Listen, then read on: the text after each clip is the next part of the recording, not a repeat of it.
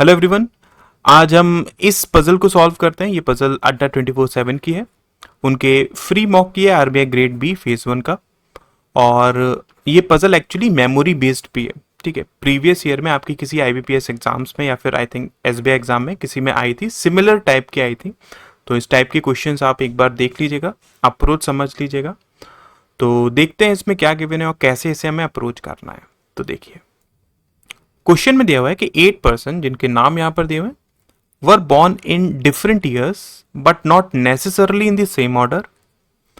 The ages of each person are calculated from base year 2020. ठीक है, 8 लोग हैं आपके पास जो कि अलग अलग ईयर्स में बॉर्न हुए हैं और जो हमें एज कैलकुलेट करनी है वो 2020 से कैलकुलेट करनी है। ठीक है, नोट में दिया हुआ है it is given that age if age is equals to the last 2 digit of birth year of B, then the age of A will be in any sequence.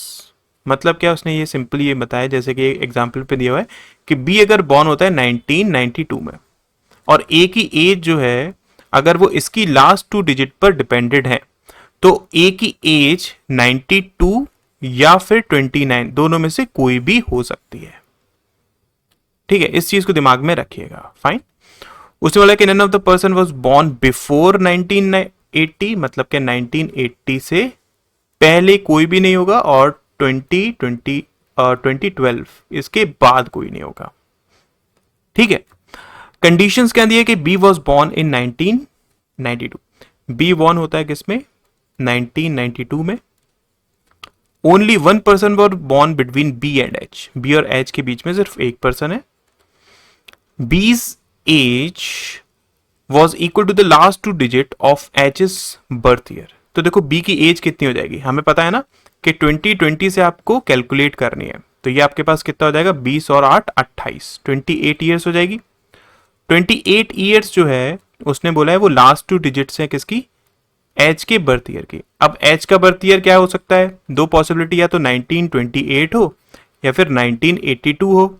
We know that ना कि 1980 से पहले तो कोई भी हमें consider करना नहीं है, इसलिए इसकी पॉसिबिलिटी सिर्फ ये हो जाएगी क्या, 1982। तो इसकी जो एज हो जाएगी वो कितनी हो जाएगी, 38 ईयर्स हो जाएगी। ठीक है, उसके बाद उसने बोला कि at least 1 person was elder than H.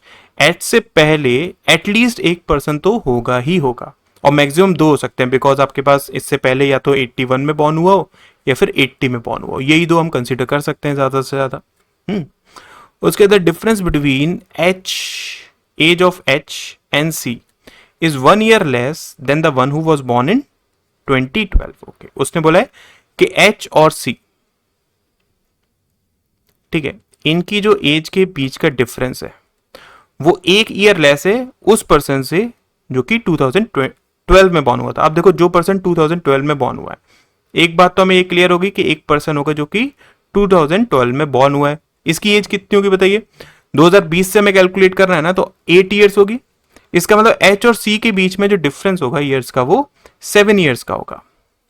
ठीक है, अगर 7 ईयर्स का होगा, वी नो दैट ना एच कब बॉर्न हुआ है, 1982 में। अब इससे पहले तो हम 7 साल नहीं कर सकते हैं, है ना, 75 तो हम कर नहीं सकते हैं, तो इसलिए हमें क्या करना पड़ेगा, सी कब बॉर्न हुआ होगा, सी इसके 7 साल बाद, मतलब 1989 में बॉर्न हुआ होगा।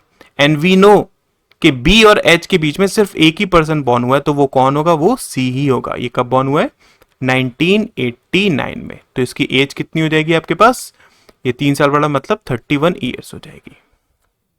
क्लियर हो गया, समझ में आया ना ये। अच्छा, अब उसके आगे क्या बोलता है वो कि the number of person born before H is same as after E. ठीक है, एच के पहले जितने बॉर्न हुए हैं वो सेम है किससे, जितने ई के बाद बॉर्न हुए हैं। ठीक है, उसके बाद the age of the one who was born immediately before C. अब इमीडिएटली बिफोर सी कौन होगा, देखो आपके पास अगर मैं इसमें कंसीडर करता हूं तो सी के बाद कौन बॉर्न हुआ है, बी बॉर्न हुआ है। तो इमीडिएटली बिफोर सी से कौन बॉर्न हुआ होगा, एच ही तो बॉर्न हुआ होगा ना। अगर हम इन कंडीशंस को यूज करते हैं तो आपके पास सी से जस्ट पहले कौन बॉर्न हुआ है, एच ही तो बॉर्न हुआ है ना। ठीक है, तो उसकी जो एज है मतलब 38, वो ट्वाइस है किससे, जो एज है एफ की। इसका मतलब ऑब्वियसली एफ की जो एज होगी वो 19 ईयर्स होगी, और अगर एफ की 19 ईयर्स है इसका मतलब वो बॉर्न कब हुआ होगा, ये बॉर्न हुआ होगा 2001 में, 2001 में बॉर्न हुआ होगा।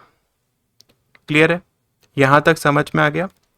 उसके बाद the age of G is the last two digit of the birth year of the one who was born immediately after B, B के जस्ट बाद जो बॉर्न हुआ है, ठीक है, उसकी लास्ट टू डिजिट जी की एज है।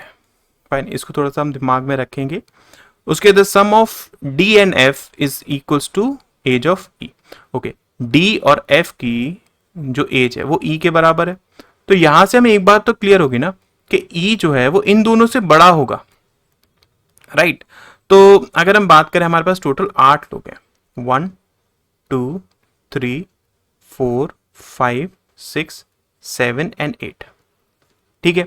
अगर मैं एच की बात करूं, लेट सपोज ये आपके पास सबसे बाद वाला ईयर है ना, मतलब इस पर्सन की सबसे एज सबसे ज्यादा है, तो एच आपके पास कहां आ सकता है? देखो, वी नो दैट कि एच के बाद एटलीस्ट एक पर्सन तो बॉर्न हुआ ही हुआ है ना, इस कंडीशन को दिमाग में रखिएगा। और एच के बाद जितने बॉर्न हुए हैं उतने ही ई से पहले बॉर्न हुए हैं। अब ई से पहले देखो, हम जानते हैं ना कि डी और एफ तो एटलीस्ट होंगे ही होंगे। इसका मतलब क्या, आपके पास ई यहां पर होगा ही होगा। अगर ई यहां पर है तो एच यहां पर हो जाएगा, इजंट इट? एच 5 पर हो नहीं सकता है, बिकॉज एच के बाद एच आपके पास कब बॉर्न हुआ है? 1982 में ना, तो केवल 81 और 80 ईयर ही तो बचे हुए हैं। इसका मतलब ऑब्वियसली यहां पर 5th पोजीशन पर तो एच आ ही नहीं पाएगा, तो एच की सिर्फ यही पोजीशन बचती है 6th वाली। क्लियर हुआ? आई होप ये समझ में आ गया होगा। तो अगर मैं इसको करता हूं, ये आपके पास बॉर्न कब हुआ है? 1982 में, इसकी एज है 38 ईयर्स। अब देखो, एच के बाद कौन बॉर्न हुआ है? सी बॉर्न हुआ है, इसकी एज कितनी है? ये 1989 में बॉर्न हुआ था, 31 ईयर्स है। और फिर यहाँ पर बी आ जाएगा, ये 1992 में बॉर्न हुआ था, इसकी एज कितनी है? 28 है, राइट। अब देखो, हमें एक बात पता है ना कि एक पर्सन बॉर्न हुआ है 2012 में, राइट, और एफ 2001 में बॉर्न हुआ है ना। इसका मतलब एक बात कंफर्म है ना कि ई से पहले अगर डी और एफ हैं तो आपके पास एफ होगा यहां पर, और उससे पहले डी होगा। डी कब बॉर्न हुआ होगा? 2012 में, और एफ कब बॉर्न हुआ होगा? 2001 में बॉर्न हुआ होगा। इसकी एज कितनी? 8 ईयर्स। इसकी एज कितनी? 19 ईयर्स। और इन दोनों की एज बराबर है किसके? ई के। तो ये आपके पास हो जाएगा कितना? 27। इसका मतलब ये बॉर्न हुआ होगा 1993 में, ठीक है। अब उसने क्या बोला था कि जी की जो एज है ना वो लास्ट की 2 डिजिट है किससे?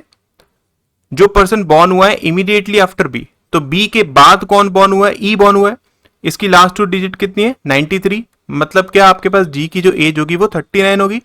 तो आपके पास ऑब्वियसली 39 सिर्फ यहीं पर आ सकता है, 40 यहां पर आ जाएगा। ये पर्सन बॉर्न हुआ होगा 1981 में, ये पर्सन बॉर्न हुआ होगा 1980 में ही बॉर्न हुआ होगा, ये आपके पास हो जाएगा। तो जी आपके पास यहां पर आ गया। अब एक पर्सन ए बचा हुआ है, ए आपके पास यहां पर हो जाएगा। तो ये आपकी फाइनल पजल बनेगी, ठीक है। आई होप इसमें क्लियर हो गया होगा कि किस तरीके से हमने इसे सॉल्व करा है, ठीक। तो क्वेश्चन के अकॉर्डिंग एफ की एज कितनी है? ये तो सिंपल थी हमारी, यहीं पर निकल गई थी 19, ठीक। Thank you so much.